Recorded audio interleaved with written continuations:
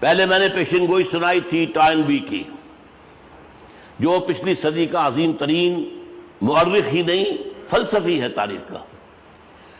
The real war in 21st century will not be fought between the communists and capitalists, but it will be fought between the Christians and Muslims. اس لیے کہ اس نے یہ بھی کہا تھا communism will not be able to sustain itself. کب کہہ رہا ہے یہ؟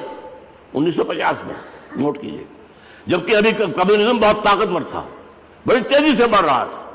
لیکن بہرحال فلسفی وہ جو کچھ دیکھتا ہے بیہائنڈ دی سین، جو کچھ ہو رہا ہوتا ہے، وہ عوامل کیا ہیں جس قدر اس کو احساس ہوتا ہے، عام آدمی کو تو نہیں ہوتا. انہوں نے کہا یہ کمیونزم تو ختم ہو جائے گا. جنگ جو ہوگی 21ویں سنچری کے اندر وہ ہوگی عیسائیوں میں اور مسلمانوں میں. اسی کے مطابق حضور کی پیشن گوئی موجود ہے.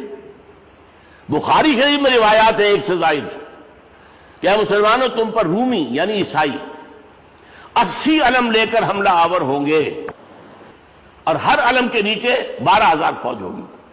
بخاری شریف کی ہے یہ. میں پہلے سوچا کرتا تھا کہ یہاں پر عیسائی کا لفظ آ رہا ہے، حالانکہ ہمارا اصل دشمن تو یہودی ہے. حدیث میں یہودی کا ذکر نہیں ہے. اب کھلتا جا رہا ہے معاملہ.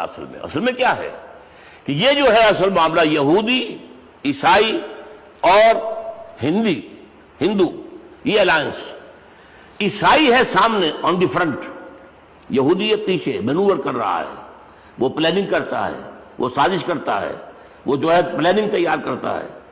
تو یہ جو جنگ ہے عظیم جنگ سوم جس کو کہا گیا، تھرڈ ورلڈ وار، اور یہ کہہ دیا گیا تھا سیکنڈ ورلڈ وار کے خاتمے کے بعد کہ اب جو جنگ ہوگی، ہم نے 2 جنگیں لڑنی ہیں یورپ کے اندر، اور بے تحاشا جو ہے ہمارا نقصان ہو. 6 کروڑ انسان قتل ہوئے ہیں 2 جنگوں میں، اور اکثر و بیشتر تو جو یورپی تھے نا.